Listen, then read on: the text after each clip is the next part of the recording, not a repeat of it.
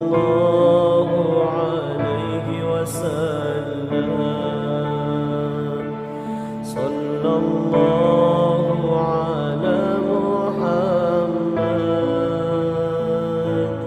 صلى Alhamdulillah wassalatu wassalamu ala rasulillah Sayyidina Muhammad ibn Abdillah wa ala alihi wa sahbihi wa mawalah. Ashhadu an la ilaha illallah wahdahu la syarikalah wa ashhadu anna sayyidana Muhammadan abduhu wa rasuluh la nabiyya wa la rasula ba'dah, amma ba'du.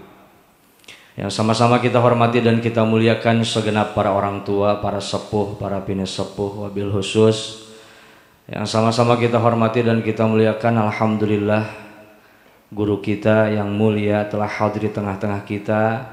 Kita doakan mudah-mudahan beliau selalu Allah berikan sehat panjang umur, dan mudah-mudahan selalu ada dalam lindungan Allah Subhanahu wa Ta'ala. Dan mudah-mudahan dengan hadirnya beliau selalu di tempat kita menambah keberkahan untuk kita semua. Amin ya Allah ya Rabbal Alamin. Yang sama-sama kita hormati dan kita muliakan segenap pengurus yayasan dan DKM Masjid Nurul Iman, Bapak Ibu hadirin jamaah yang selalu hadir, istiqomah wabil khusus yang hadir pada kesempatan pagi hari ini. Mudah-mudahan istiqomahnya kita, duduknya kita, ngajinya kita senantiasa Allah catat sebagai amal ibadah yang bakal kita petik pahala, ganjaran dan barokahnya fid dunia wal akhirah. Amin ya Allah ya Rabbal Alamin. Bapak Ibu hadirin jamaah yang dimuliakan Allah Subhanahu wa Ta'ala, seperti biasa sebelum kajian kita mulai, kami segenap pengurus Yayasan DKM Masjid Nurul Iman mengucapkan beribu-ribu terima kasih kepada Bapak Ibu hadirin sekalian yang hadir ataupun yang mendengarkan di rumah, yang tidak hadir, atas segala partisipasi, bantuan, ikut andil dalam segala kegiatan yang ada di masjid kita. Wabil khusus kami ucapkan beribu terima kasih bagi seluruh para donatur yang selalu membantu dalam setiap kegiatan di Masjid Nurul Iman.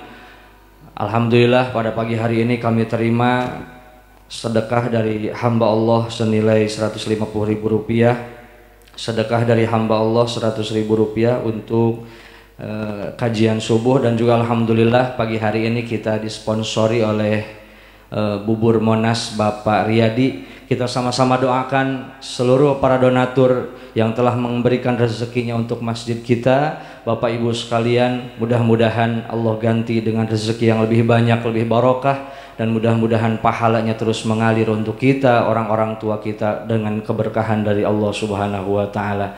Selanjutnya kami tidak bosan-bosan mengajak sebentar lagi insya Allah Allah pertemukan kita dengan satu hari yang mulia, yaitu Idul Adha. Kami mengajak kepada seluruh hadirin jamaah yang berniat ingin berkurban di masjid kita Masjid Nurul Iman, silahkan untuk mendaftarkan diri dari sekarang kepada panitia kurban Masjid Nurul Iman.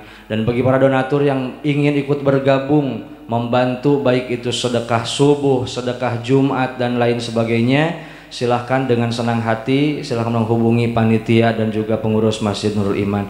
Mari sama-sama kita baca suratul Fatihah. Mudah-mudahan niat kita, segala hajat kita dan juga niat baik kita Allah balas dengan keberkahan yang berlipat ganda fid dunia wal akhirah. Al-Fatihah. A'udzubillahi minasyaitonir rajim.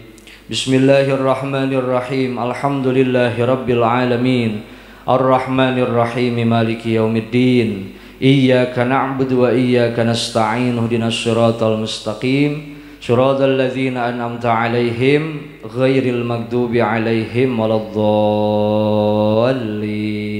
Amin.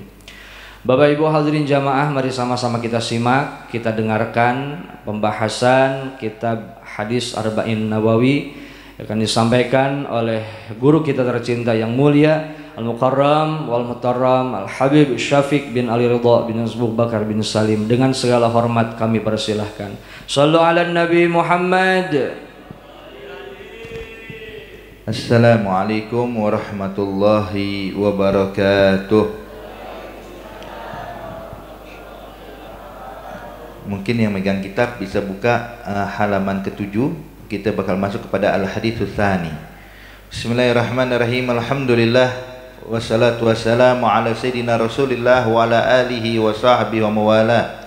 نوينا التعلم والتعليم تذكر والتذكير والنفع والانتفاع والإفادة والاستفادة والحث على التمسك بكتاب الله وسنة رسول الله والدعاء إلى الهدى والدلالة على الخير ابتغاء وجه الله ومرضاته وقربه وثوابه سبحانه وتعالى. قال المؤلف الإمام النووي في كتابه الأربعين النووية نفعنا الله به وبعلومه وبعلوم سائر الصالحين في الدارين آمين إلى أن قال. الحديث الثاني عن عمر رضي الله تعالى عنه أيضا قال بينما نحن جلوس عند رسول الله صلى الله عليه وسلم ذات يوم إذ طلع علينا رجل شديد بياض الثياب شديد سواد الشعر لا يرى عليه أثر سفر ولا يعرفه منا أحد حتى جلس إلى النبي صلى الله عليه وسلم فأسند ركبتيه إلى ركبتيه ووضع كفيه على فخذيه وقال يا محمد أخبرني عن الإسلام. فقال رسول الله صلى الله عليه وسلم الإسلام أن تشهد أن لا إله إلا الله وأن محمد رسول الله وتقيم الصلاة وتؤتي الزكاة وتصوم رمضان وتحج البيت إن استطعت إليه سبيلا. قال صدقت. فعجبنا له يسأله ويصدقه. قال فأخبرني عن الإيمان. قال أن تؤمن بالله وملائكته وكتبه ورسله واليوم الآخر وتؤمن بالقدر خيره وشره. قال صدقت. قال فأخبرني عن الإحسان. قال أن تعبد الله كأنك تراه فإن لم تكن تراه فإنه يراك. قال فأخبرني عن الساعة. قال ما المسؤول عنها بأعلم من السائل. قال فأخبرني عن أمارتها. قال أن تلد الأمة ربتها وأن ترى الحفاة العراة العالة رعاء الشاة يتطاولون في البنيان. ثم انطلق فلبثت ماليا ثم قال يا عمر أتدري من السائل؟ قلت الله ورسوله أعلم. قال فإنه جبريل آتاكم يعلمكم دينكم. رواه مسلم. Alhamdulillah. Hadirin hadirat yang dimuliakan Allah Subhanahu wa taala, setelah di bulan yang lalu kita sudah membahas daripada hadis yang pertama, maka kita masuk kepada hadis yang kedua. Hadis ini pula diriwayatkan oleh Sayyidina Umar ibn al-Khattab radhiyallahu taala anhu wa arda. Beliau menyatakan, kata Sayyidina Umar bin Khattab, bainama nahnu julus inda Rasulillah, ketika kami lagi duduk-duduk sama Nabi Muhammad. Artinya memang biasa para sahabat, bapak ibu sekalian, kumpul sama Rasulullah tiap hari, pagi, siang, sore, malam. Artinya mereka duduk di hadapan Rasulullah untuk apa? Untuk mendapatkan ilmu dari Nabi Muhammad, ya, untuk mengambil ilmu. Nah, duduknya para sahabat itu, Pak, Bu, kayak kita sekarang nih begini. Mereka buat halakoh mengelilingi Rasulullah, mendengarkan apa yang disampaikan Nabi Muhammad sallallahu alaihi wasallam. Dan Nabi Muhammad ini sangat penuh karisma, penuh wibawa, sehingga tidak satu pun sahabat yang berani menatap langsung wajah Nabi Muhammad. Ya, pandangan balas pandangan nggak berani, Pak. Ya.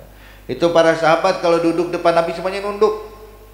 Mereka berani ngangkat kepala kalau Nabi lagi noleh ke tempat lain, baru ngintip, oh begini wajahnya Nabi, menikmati pemandangan, melihat wajahnya Rasulullah. Tapi kalau Nabi melihat ke arah mereka, nunduk mereka, nggak sanggup. Ya, karena karismanya Rasulullah. Ya. Tapi kata Sayyidina Umar, ketika kami lagi duduk nih berhalaqah di hadapan Nabi Muhammad, iztala alaina rajulun, tiba-tiba muncul satu orang. Ya. Muncul satu orang, dia memakai baju syadid bayadhi thiyab, bajunya sangatlah putih. Ya. Kemudian syadid sawadi sya'ar, rambutnya sangat hitam. La yura alaihi athar safar, dan tidak ada tanda-tanda kalau dia seorang musafir. Wala ya'rif minna hadun, namun masalahnya kami orang Madinah nggak ada yang kenal dia. Ya. Jadi biasanya kalau orang Madinah ini satu sama lain saling kenal, tapi ini orang asing, nggak pernah dilihat di kota Madinah, tapi kok datang dengan baju yang sangat putih, rambut sangat hitam. Jadi nggak ada ciri kalau dia ini musafir.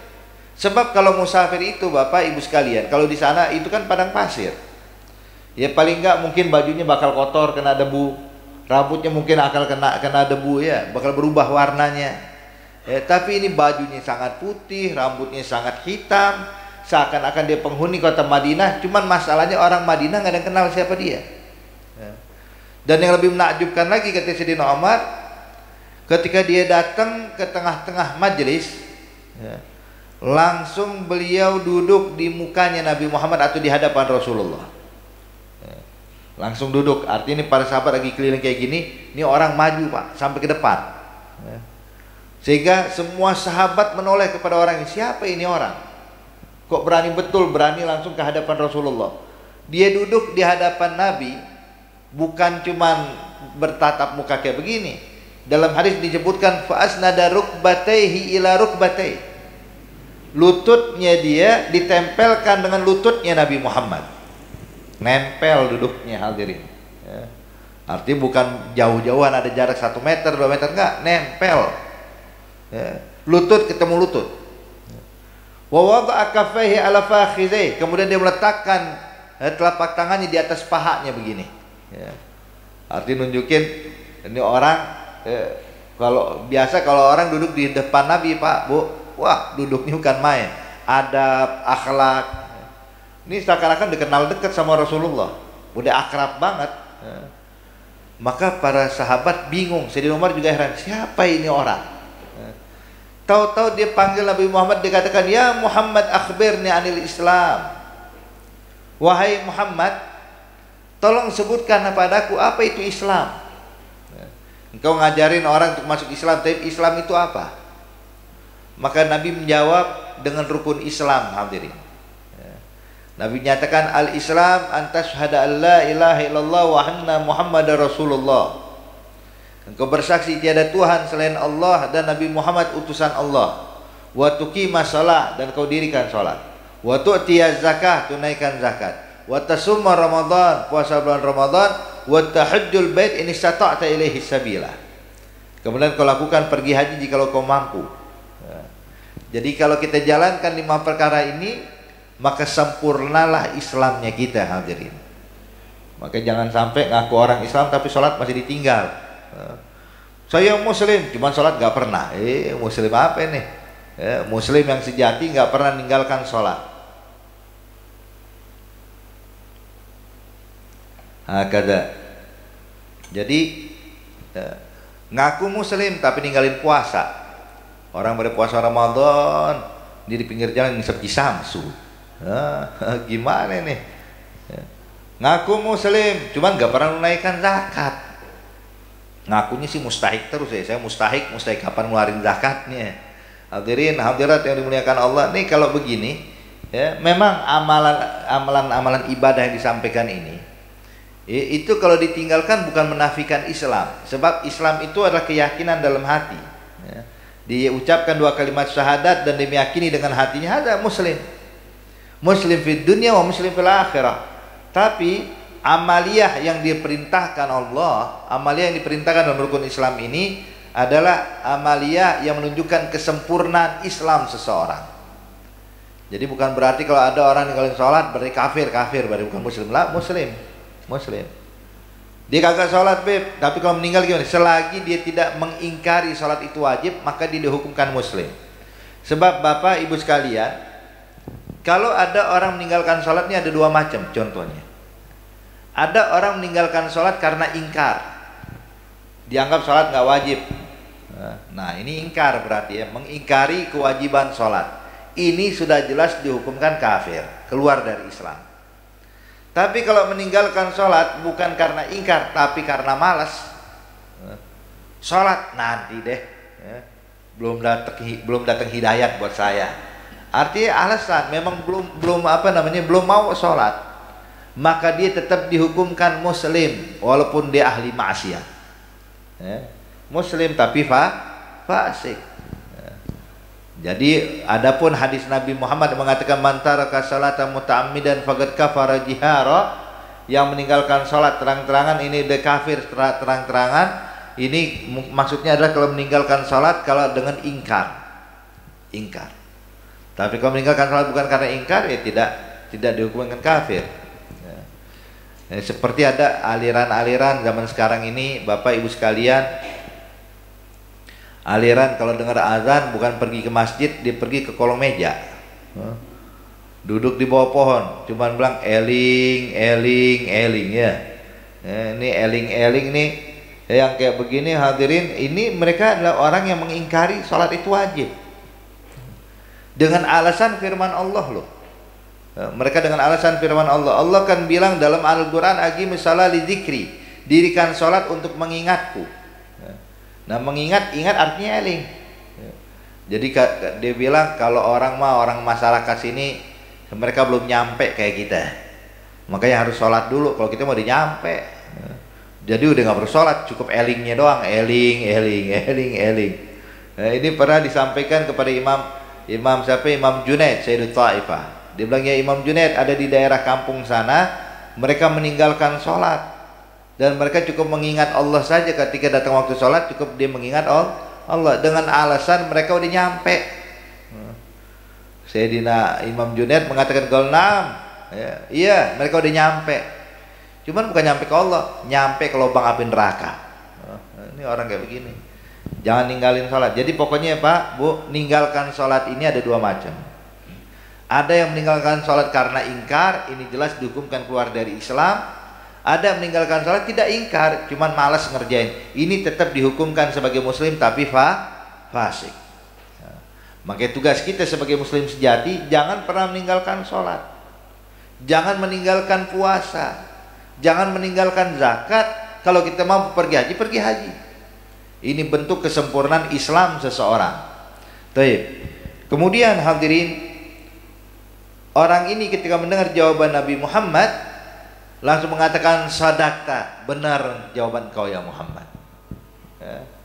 Maka kata Sayyidina Umar, terus terang kami heran nih, dia yang nanya tapi dia membenarkan, artinya ini penanya udah tahu jawaban.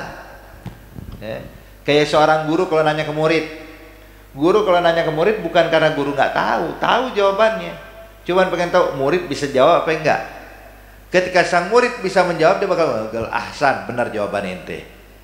Maka ini yang terjadi kala itu, orang ini bertanya pada Rasulullah tentang Islam. Nabi sebutkan rukun Islam, tiba-tiba dikatakan sadaqta, benar jawaban engkau. Fa'ajibna lahu yas'aluhu wa yusaddiquh. Kata Sayyidina Umar, terus kami pun heran, siapa ini orang nanya kepada Rasulullah tapi dia membenarkan jawaban Nabi Muhammad. Kemudian dia bertanya lagi, ya Muhammad akhbirni anil iman. Kalau begitu sebutkan padaku apa itu iman. Maka dijawab oleh Nabi Muhammad dengan rukun iman. Ingat Bapak Ibu sekalian, al-iman hadza al-iqan fil qalb. Meyakini sesuatu dalam hati dan tidak akan goyah setelahnya. Hadza iman. Artinya meyakini sesuatu dalam hatinya. Maka dijawab, iman itu ada 6 atau rukun iman. Antuk minabillah, beriman kepada Allah.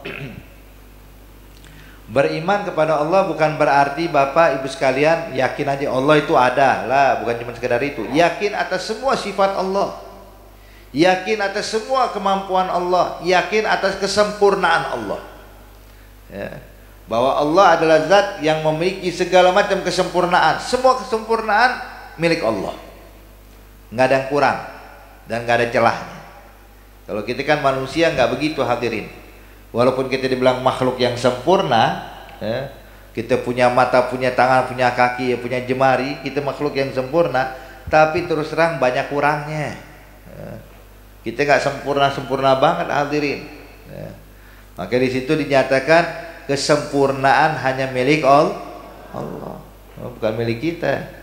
Wahakata. Jadi intinya antuk minabillah, beriman kepada Allah, artinya meyakini Allah itu ada dan semua sifat-sifat Allah itu kita benarkan hadirin. Nggak ada yang kita ragukan.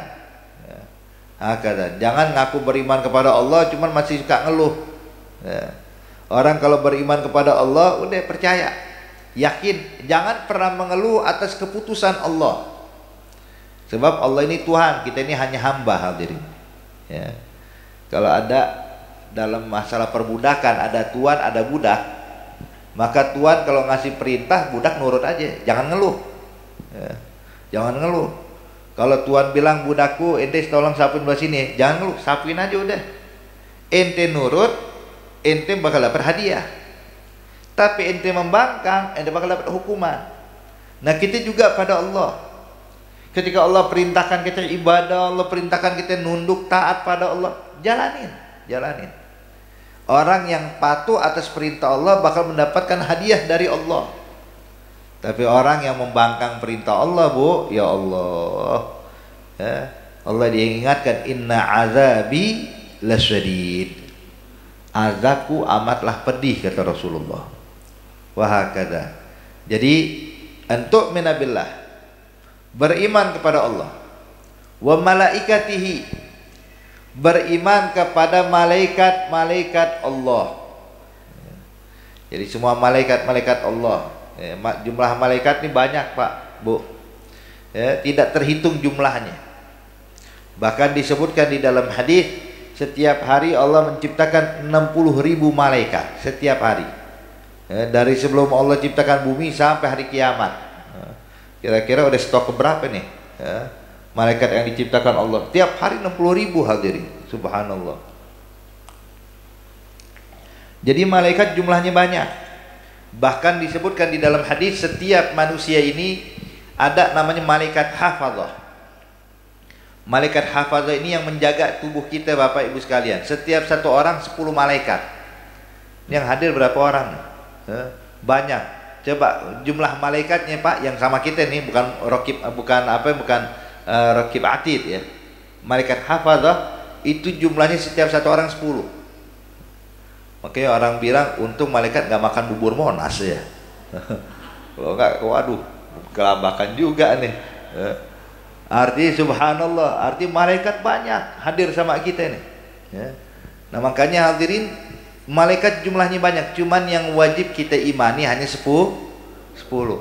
Arti yang 10 ini nggak boleh diingkari. Ya, Jibril, Mikail, Israfil, Israil, Munkar, Nakir, Raqib, Atid, Malik, Ridwan. Ini 10 malaikat yang nggak boleh kita ingkari. Beb, aneh nggak hafal, nggak apa-apa kagak hafal, cuman jangan sampai ente ingkar. Jadi bukan berarti wah harus dihafal lah. Kalau hafal ya lebih bagus, lebih baik, tambah keyakinan kita. Cuman kalau seandainya kita nggak hafal, jangan mengingkari salah satu yang 10. Jangan kita bilang Jibril sih malaikat, tapi kalau Mikail bukan, ya jangan. Ya. Wajib kita imani semuanya. Ini adalah malaikat-malaikat Allah Subhanahu wa taala. Wahakadha. Kemudian yang berikutnya harus kita pahami saudara sekalian, bahwa malaikat itu adalah jismun nurani, ya. Mereka ini adalah makhluk yang diciptakan oleh Allah dari cahaya, ya. Dia bisa atau mampu merubah wujudnya seperti apapun yang mereka inginkan dengan izin Allah. Maka seringkali kita dapatkan dalam hadis, malaikat-malaikat itu kadang-kadang ngetes kita Pak, merubah wujudnya seperti pengemis, merubah wujudnya seperti orang lagi susah, merubah wujudnya seperti orang ini dan itu. Pokoknya malaikat ini mampu merubah wujud sesuai dengan apa yang diizinkan Allah. Cuman malaikat nggak pernah merubah wujud kepada wujud yang buruk, nggak merubah wujud pada wujud yang buruk. Jadi malaikat itu kalau merubah wujud ya seperti manusia, atau mungkin seperti kalau ada seperti sesuatu makhluk lainnya mungkin, tapi nggak pernah merubah wujudnya seperti hal yang buruk. Makanya dinyatakan hadirin hadirat yang dimuliakan Allah Subhanahu wa taala, itu seringkali kita dapatkan di dalam kitab-kitab hadis, dalam kitab Sahih Bukhari, kitab Sahih Muslim. Itu kalau baca tentang kisah Bani Israel, kita dapatkan tuh malaikat kadang merubah wujudnya seperti wujud manusia. Ya. Makanya pernah Sayyidina Abdullah ibn al-Mubarak radhiyallahu ta'ala anhu wa ardhah, ada satu orang soleh namanya Abdullah bin Mubarak hadirin. Dia pergi haji 3 tahun sekali. Oke, setiap 3 tahun sekali berangkat haji, 3 tahun sekali berangkat haji. Jadi pernah sekali waktu, pas waktunya giliran dia mau pergi haji, ya, tahun ketiga nih waktunya dia pergi haji. Disiapkan bekalnya, disiapkan kendaraannya. Sebab kalau orang dulu kalau pergi haji, Bu, Pak, bukan cuma 40 hari, kadang bisa berapa bulan di sana. Ya, mumpung nyampe Mekah, mumpung nyampe Madinah itu kadang tinggal sampai 6 bulan, 7 bulan. Maka ini Ibnul Mubarak bawa bekal banyak. Subhanallah hadirin, ketika udah siap berangkat, baru jalan meninggalkan kota tempat tinggalnya Ibnul Mubarak, di kejauhan dia melihat ada satu orang wanita lagi motong-motong daging bangkai. Ya, lagi mungutin daging bangkai. Ibnul Mubarak melihat kayak begini, melihat astagfirullah, ada maksiat. Daging bangkai diharamkan dalam Islam. Disamperin oleh Ibnul Mubarak. Kata Ibnul Mubarak, "Gal ya fulana da'i hadhil maitah." Ya fulana, tinggalkan bangkai kambing ini. Maka ini perempuan nengok kepada Ibnul Mubarak, dikatakan, "Ya Ibnul Mubarak, tolong engkau jangan ikut campur dalam urusan saya. Ini kita nggak ada hubungan sama ente. Minggir." Kata Ibnul Mubarak, "Bagaimana bukan urusan saya? Kau bermaksiat depan mata saya. Kalau saya nggak tegur engkau, Allah bakal tuntut saya." Maka dijawab oleh ini perempuan, "Ya Ibnul Mubarak, ini daging bangkai haram bagi engkau, tapi halal bagi kami." Tambah bingung Ibnul Mubarak, dibilang bagaimana bisa jadi halal buatmu? Kata ini perempuan, "Ya Ibnul Mubarak, saya ini seorang janda. Anak-anak saya masih kecil-kecil, udah 2 hari kagak makan. Kalau seandainya mereka nggak makan nih hari, mereka bisa meninggal. Maka saya ini muttar, terpaksa ngambil ini daging buat saya masakan buat anak saya biar bisa nyambung hidup." Maka Ibnul Mubarak waktu dengar jawaban wanita ini terdiam. Turun dari ontaknya, dia bilang kepada ini perempuan, "Ya fulana da'i hadhil maitah." Ya fulana, tinggalkan bangkai ini, ambil semua perbekalan haji saya. Ini ambil buat ente. Kasih makan keluargamu. Ini onta beserta barang-barang yang saya bawa, beserta makanan, beserta uang ongkos haji saya sampai pulang, ambil buat engkau, kasih makan keluargamu. Ini perempuan bahagia bukan main hadirin. Daging bangkai ditinggal, itu ontanya Ibnul Mubarak dibawa ke rumah. Ibnul Mubarak pulang jalan kaki. Dalam keadaan sedih, tahun ini nggak bisa pergi haji. Berarti mau pergi haji ntar 3 tahun berikutnya. Berarti kalau nunggu 3 tahun berikutnya berarti 6 tahun nggak pernah lihat Ka'bah. Merasa sedih dia. Setelah beberapa bulan kemudian dari kejadian tersebut, datanglah rombongan haji dari Mekah. Kebiasaan orang kampung sana nyambut rombongan yang berpulang haji bukan di rumahnya, nyambut di ujung kampung hadirin, di pintu masuk kampung. Ngapain? Mau ngucapin kalimat tahniah, ucapan selamat buat orang yang baru pulang haji, yaitu hajjan mabrur, sa'yan masykur, tijaratan lan tabur. Makanya kalau ada orang pulang haji nanti kita datengin kayak gitu tuh ucapannya, hajjan mabrur, sa'yan masykur, tijaratan lan tabur. Jangan datang toto minta korma duluan ya, korma mana oleh-oleh. Jangan. Langsung ucapin tahniah, hajjan mabrur, sa'yan masykur, tijaratan lan tabur. Datang ini rombongan, Ibnul Mubarak ikut nyambut. Ketika datang melihat satu orang, Ibnul Mubarak datang memeluk orang yang baru pulang haji ini. Dipeluk oleh Ibnul Mubarak, kemudian Ibnul Mubarak mengatakan, "Hajjan mabrur, sa'yan masykur, tijaratan lan tabur." Semoga hajimu jadi haji yang mabrur. Orang ini Pak yang baru pulang haji diucapkan oleh Ibnul Mubarak kayak gini, tersenyum. Dia pandang wajah Ibnul Mubarak, "Wa anta kadzalik ya Ibnul Mubarak, hajjan mabrur, sa'yan masykur, tijaratan lan tabur." Semoga engkau juga hajimu jadi haji yang mabrur, amalanmu diterima oleh Allah. Ibnul Mubarak bilang, ini kan kalimat tahniah hanya dikhususkan buat orang yang baru pulang haji. Ibnul Mubarak menjawab, "Galia fulan, aneh tahun ini nggak pergi haji." Maka orang ini mengatakan, "Ya Ibnul Mubarak, jangan berbohong. Bukankah kita tawaf ini bareng-bareng? Ente kok kita tawaf bareng-bareng sama ente?" Kata Ibnul Mubarak, "Mungkin orang lain mirip dengan saya." Dia bilang, "La ente, saya kenal itu ente." Akhirnya orang kedua Ibnul Mubarak bilang, "Aduh, ini jangan-jangan dia kena berhalusinasi nih, jangan-jangan orang lain disangkain saya." Pas orang kedua dipeluk lagi oleh Ibnul Mubarak, kemudian diucapkan, "Hajjan mabrur, sa'yan masykur, tijaratan lan tabur." Maka orang kedua ini waktu nolak Ibnul Mubarak tersenyum dan mengatakan, "Wa anta kadzalik ya Ibnul Mubarak, hajjan mabrur, sa'yan masykur tijaratan lan tabur. Ibnu Mubarak tambah bingung. Fulan, saya tahun ini nggak pergi haji. Maka dijawab, gimana nggak pergi haji ya Ibnu Mubarak? Kan kita wukuf di Arafahnya bareng-bareng, duduk sampingan. Ibnu Mubarak orang lain mungkin lah ente ya Ibnu Mubarak. Orang ketiga gitu juga, orang keempat. Jadi semua yang pulang haji waktu diucapkan hajat mabrur, semuanya menjawab wa anta kadzalik ya Ibnu Mubarak. Kita ketemu ente waktu wukuf di Mina, waktu mabit di Mina, kita sama-sama ngelontar jumroh, kita bareng-bareng sa'inya, kita bareng-bareng melakukan ibadah ini. Sampai Ibnu Mubarak heran kalau satu orang menganggap dia mungkin kebetulan. Ya. Tapi ini setiap yang pulang haji bilang lihat saya di sana.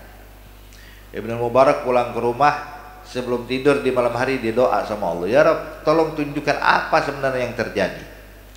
Kenapa orang menyangka saya pergi haji padahal saya nggak pergi haji tahun ini? Maka waktu dia tidur Pak, Bu, mimpinya berjumpa dengan Nabi Muhammad.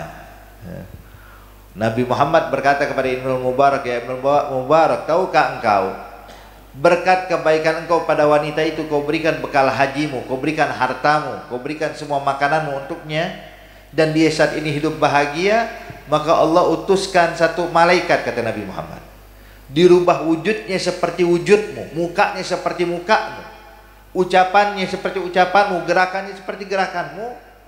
Dia akan pergi haji tahun ini dan akan terus pergi haji sampai hari kiamat dan pahalanya dikirim buat ente.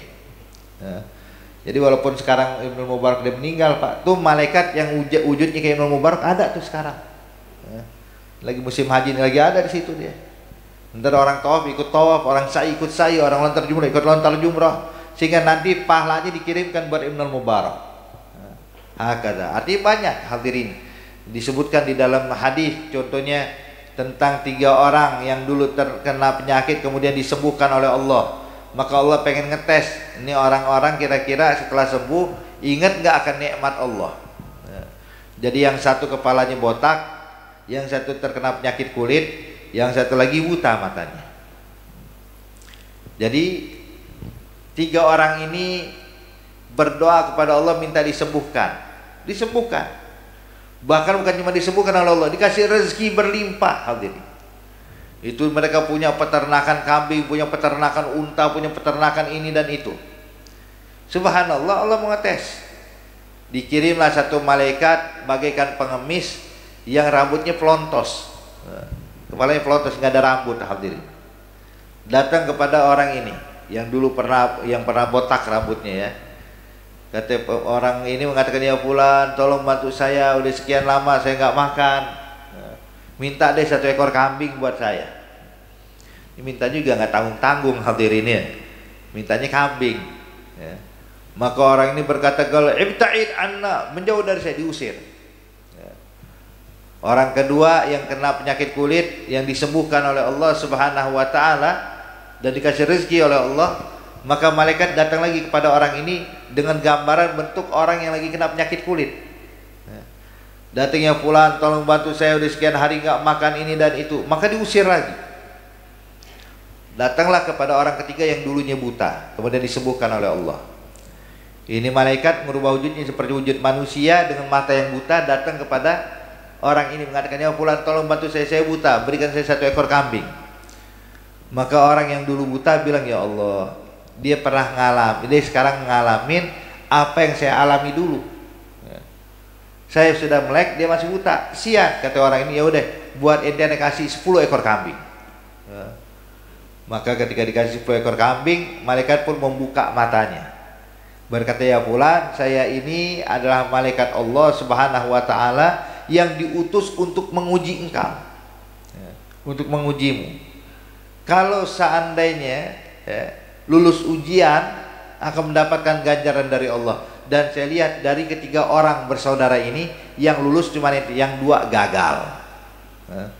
Yang gagal bakal dikembaliin seperti semula. Akhirnya yang gagal itu, yang rambutnya dulu pelontos sekarang dibikin pelontos lagi, hewan ini pada mati semuanya.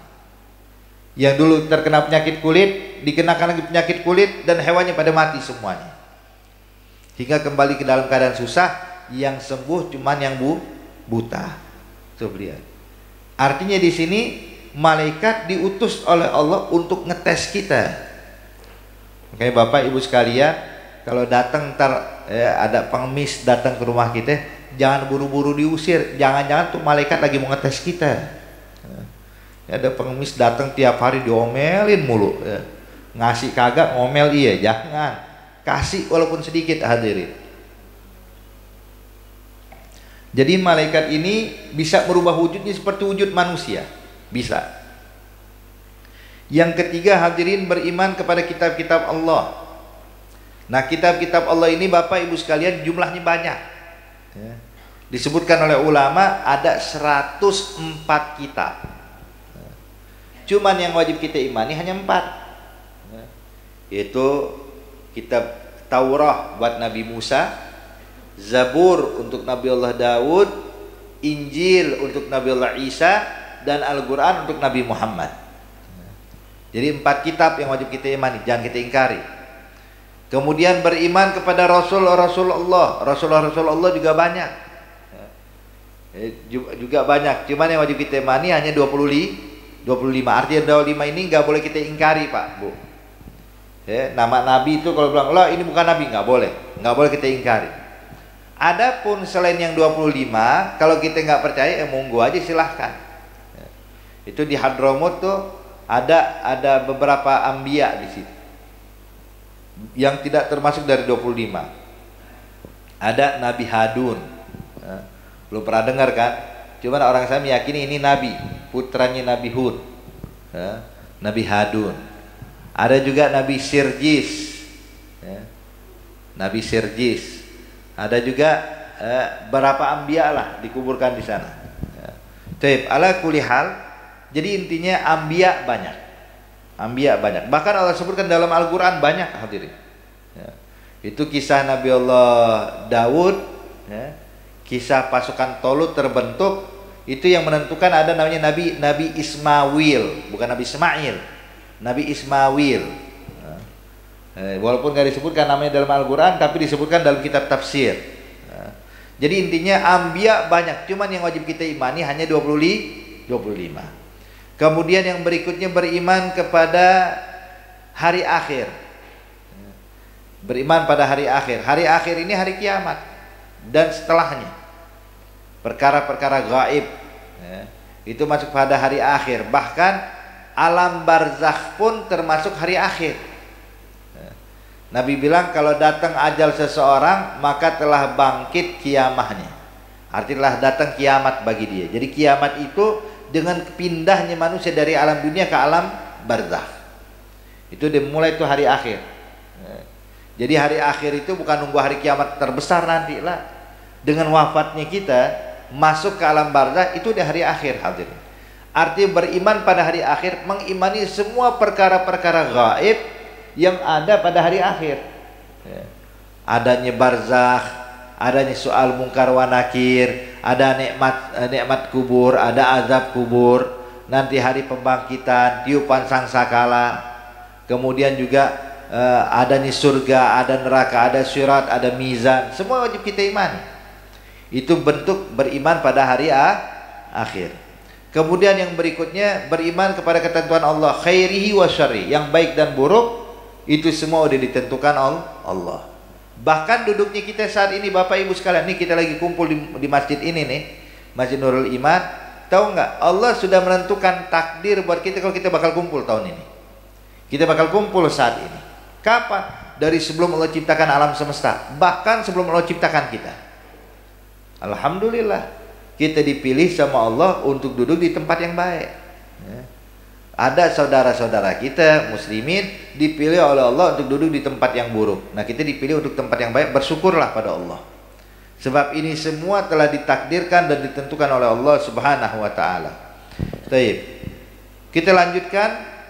Kembali orang ini ketika mendengar jawaban Nabi mengatakan, "Shadaqta, benar lagi jawaban." Terus dia tanya lagi, "Fa akhbirni 'anil ihsan." Ihsan itu apa ya Rasulullah? Maka dijawab oleh Nabi Muhammad, "Anta abudallaha ka'annaka tarah, fa illam takun tarahu fa innahu yarah." Ihsan itu kau beribadah kepada Allah seakan-akan melihat Allah, atau paling tidak rasakan kalau engkau sedang diperhatikan Allah. Sebab beda Bapak Ibu sekalian, kita kalau ibadah merasa diperhatikan Allah sama orang ibadah nggak merasa diperhatikan Allah. Beda. Kalau merasa diperhatikan Allah, waduh, nggak berani buru-buru. Ini ibaratnya Bapak Ibu sekalian, kalau seandainya ada perlombaan sholat, ada perlombaan sholat, itu mana sholat yang paling bagus, yang paling khusyuk bakal dapat hadiah umroh. Saya yakin Bu, kalau ada dibikin seperti itu tuh, yang paling bagus, yang paling khusyuk dapat hadiah umroh, itu sholat 2 rakaat setengah jam nggak kelar. Setengah jam. Kenapa? Cari nilai, panjangin deh bacaannya, rukuknya, ntar sujud biar nambah nilai, pakai nangis dulu, ya, nangis dalam sujud. Subhanallah. Ini ketika merasa diperhatikan, sebab yang namanya perlombaan kan ada jurinya mengetes, yang menilai, dilihat bagaimana gerakannya, dilihat bagaimana bacaannya, bagaimana kekhusyuannya, semua dinilai itu. Ya. Tapi coba pulang ke rumah, masuk kamar, ya, nggak ada orang yang lihat, 4 rakaat 3 menit kelar. Kalau depan orang 2 menit, 2 rakaat setengah jam belum kelar. Tapi kalau nggak ada orang, 4 rakaat 3 menit kelar, hadirin. Kenapa? Nggak merasa diperhatikan. Nah, kalau merasa diperhatikan Allah, maka subhanallah kekhusyuannya, kemudian juga gerak-geriknya dan lain-lainnya itu bagus sholatnya, sempurna sholatnya. Kenapa? Merasa diperhatikan Allah. Nah, kita ibadah juga harus seperti itu. Puasa kita merasa diperhatikan Allah, zakat kita merasa diperhatikan Allah, ketika kita baca Quran merasa diperhatikan Allah, ketika sedekah merasa diperhatikan Allah, ketika bakti sama orang tua merasa diperhatikan Allah, nyambung tali silaturahmi merasa diperhatikan Allah. Ini kalau kita udah bisa semua ibadah selalu merasa diperhatikan Allah, inilah yang dinamakan darajatul ihsan. Ya. Ini derajat ihsan. Derajat ihsan ini Bapak Ibu sekalian, kata ulama itu gabungan antara Islam dan iman. Jadi Islam dan iman bersatu, lahirlah ihsan. Nah, makanya gimana mau bisa mencapai darajatul ihsan kalau sholat masih ditinggal-tinggal? Gimana mau mencapai darajatul ihsan kalau masih gosipin orang? Gimana mau mendapatkan darajatul ihsan kalau masih maksiat pada Allah? Nah, makanya rubah diri kita. Ini derajat ihsan, derajat paling tinggi. Ya, derajat paling tinggi. Tayyib. Kemudian dia tanya, fa akhbirni anis sa'ah. Dijatakan, ya Nabi Muhammad, kalau gitu tolong sebutkan kapan tuh hari kiamat. Nah, saat itu hari kiamat. Kapan tuh hari kiamat? Maka dijawab oleh Nabi Muhammad, mal mas'ul anha bi'alam minas sa'il. Kata Nabi Muhammad, masalahnya yang ditanya, saya yang ditanya tidak lebih paham dari yang bertanya. Artinya Anda nggak tahu kapan tuh hari kiamat. Ala kulli hal Bu, Nabi nggak pernah bilang kapan hari kiamat. Coba kalau Nabi bilang hari kiamat tanggal sekian, tahun sekian, wah heboh kita. Ya. Kalau yang masih panjang masih lama, tenang, santai aja udah. Tapi kalau yang udah tahu di musimnya, di tahunnya, waduh, bakal khawatir. Kayak dulu ada apa namanya? Ada film tentang kiamat tuh. Film apa? 2012 apa tuh? 2012. Wah, 2012 orang pada heboh semua ya. Kiamat datang, nggak tuh aman-aman aja. Yang terjadi kiamat di film doang, hadirin. Cuman masalahnya kalau kita tahu tuh kapan kiamat, kita bakal heboh, bakal bingung. Ala kulli hal, intinya Nabi menjawab, saya nggak bisa menjawab tentang kapan hari kiamat. Lalu ditanyakan berikutnya, kalau begitu tunjukkan deh ciri-cirinya. Kalau udah dekat dengan hari kiamat. Nah, di sini hadirin, sebenarnya ciri hari kiamat tuh banyak. Ada ciri yang zahir, ada ciri yang tidak zahir. Ada namanya alamatul kubra, ada alamatul sugra. Ciri yang besar seperti terbitnya matahari dari barat. Biasa dari timur, tentu kebaliknya, muter, terbit dari barat. Kemudian banyak hal, turunnya Dajjal, turunnya Nabi Isa, turunnya Ya'jud Ma'jud dan lain-lainnya. Tapi ala kulli hal, cuman Nabi kasih gambaran di sini menarik hadirin. Ketika ditanya kapan tuh hari kiamat, kata Nabi 2. Yang pertama, antalidal amatu rabbataha. Seorang budak perempuan melahirkan tuannya. Nah, di sini hadirin, hadirat yang dimuliakan Allah, ulama-ulama hadis berbeda pendapat. atau memiliki dua jawaban akan hadis ini. Antalidal amatu rabbataha, seorang budak perempuan melahirkan tuannya, artinya ini terjadi di masa perbudakan. Ya. Di masa perbudakan, ketika seorang tuan pemilik budak menggauli budak perempuannya hingga punya anak. Ya. Sebab hadirin, di dalam Islam itu seorang laki-laki itu boleh menggauli dua jenis perempuan. Yang pertama seorang istri, yang kedua adalah milkul yamin, budak perempuannya. Jadi dia boleh menggauli istrinya, boleh menggauli budak perempuannya. Tidak diharamkan dan tidak dihukumkan berzina. Tidak dihukumkan berzina.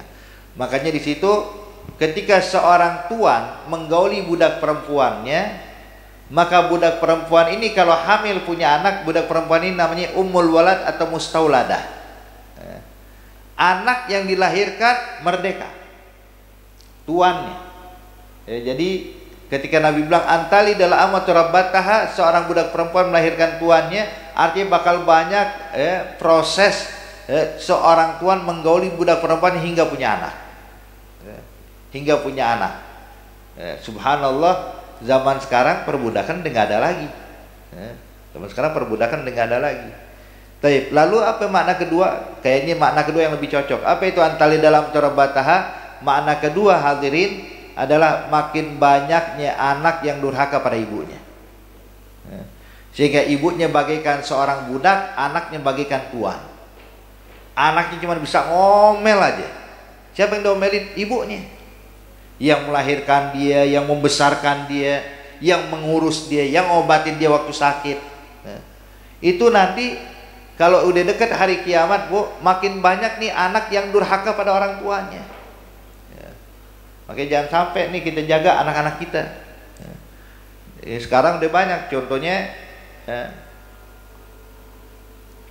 Ketika sang anak udah bisa nyari duit aja, tinggal sama orang tuanya, udah orang tuanya yang disuruh-suruh.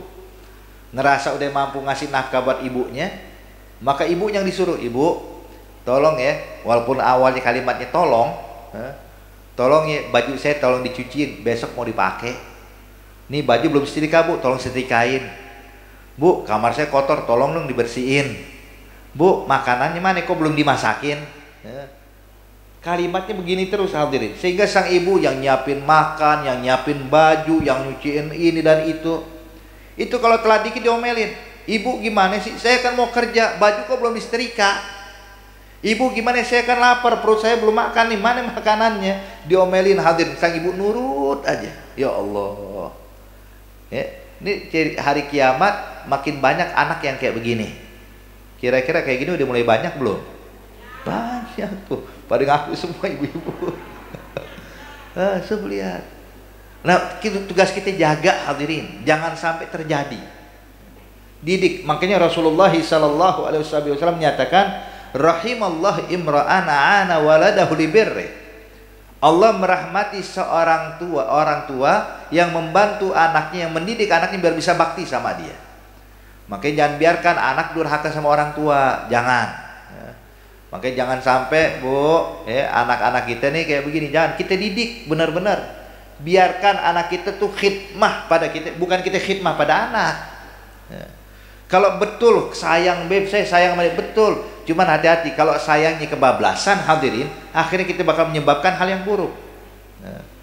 Jadi makanya kalau orang-orang dulu mah kagak ya, orang-orang tua dulu mah itu anaknya itu hato gede diomelin. Kalau orang sekarang Bu, ngomelin anak takutnya bukan main. Duh, ntar tersinggung dia.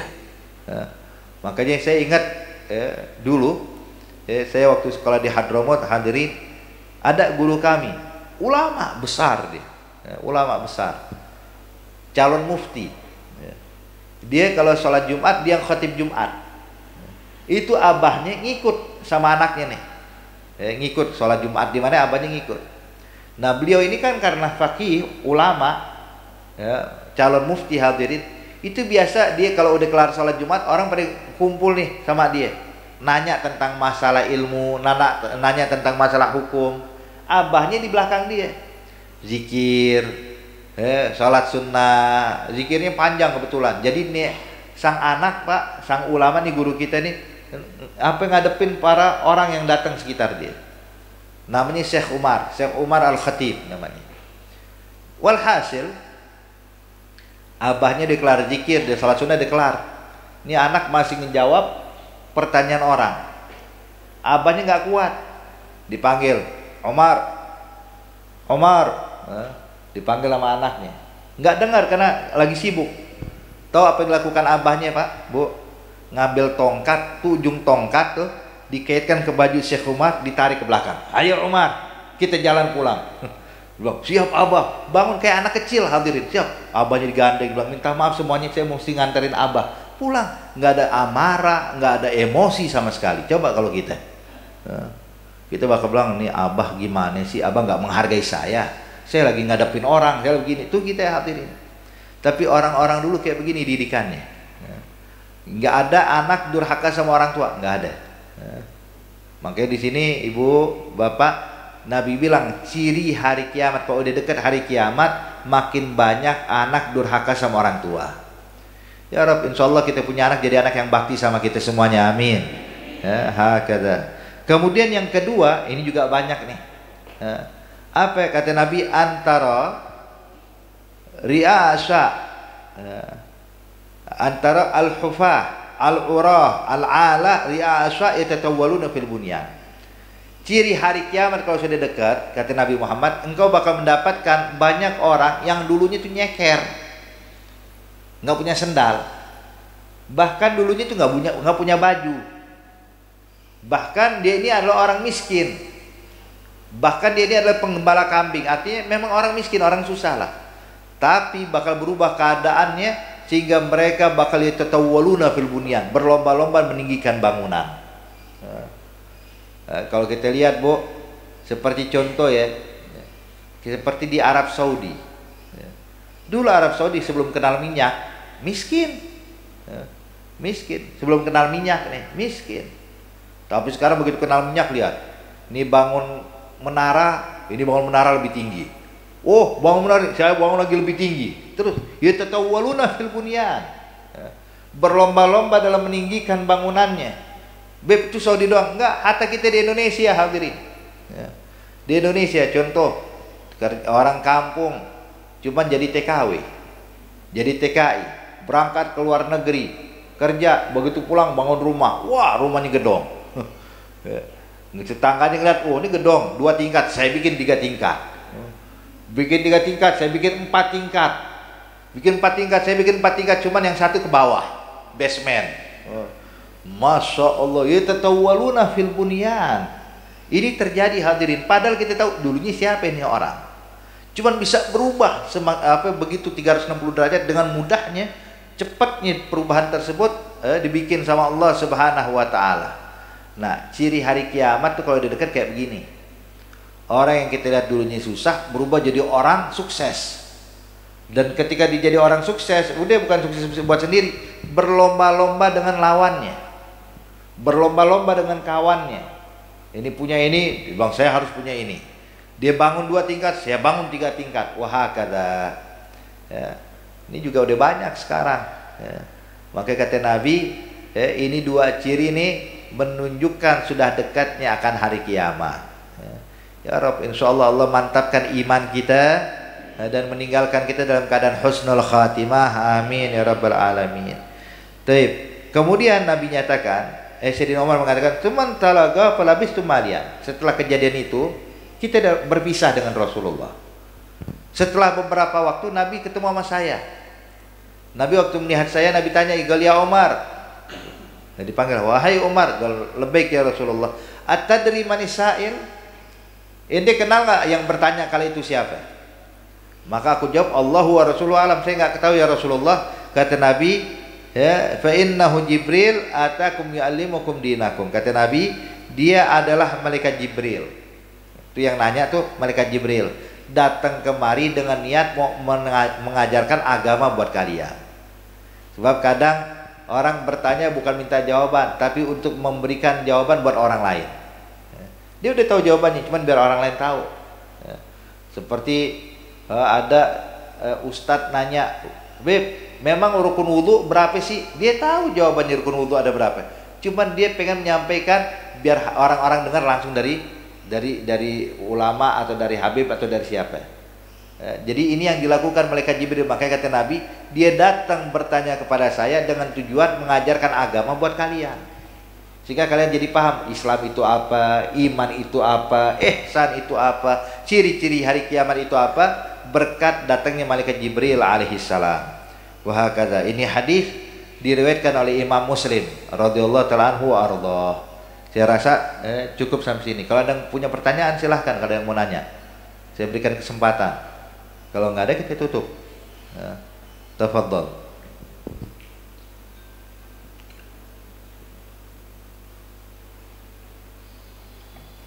Nggak ada? Masya Allah, ini orang sini terus terang saya kagum, udah paham semua udah. Kalau tempat lain banyak yang nanya, kalau sini udah paham-paham semua, Masya Allah. Ya khair kalau gitu. Kalau nggak ada yang bertanya kita tutup majlis ini. Al-Fatihah al-ibarik lana wa lakum fi qiraatil arba'in nawawiyyah yanzur lana wa lakum miftah lana fatal arifin. Ya ja'alna iyyakum minal ulama'il 'amilin al-faizil maqbulin ala hadhihi wa kullu niyatin salihah. وخصوصا من مشايخنا الكرام والإمام النووي وإلى حضرة النبي محمد صلى الله عليه وعلى آله وصحبه وسلم. الفاتحة. من الشيطان الرجيم. بسم الله الرحمن الرحيم. الحمد لله رب العالمين يوم الدين إياك نعبد وإياك نستعين اهدنا الصراط المستقيم صراط الذين أنعمت عليهم غير المغضوب عليهم ولا الضالين. ربنا تقبل منا إنك أنت السميع العليم وتب علينا إنك أنت التواب الرحيم. دوام بها سبحانك اللهم تحيتهم فيها السلام وآخر دعواهم من الحمد لله رب العالمين والسلام عليكم ورحمة الله وبركاته.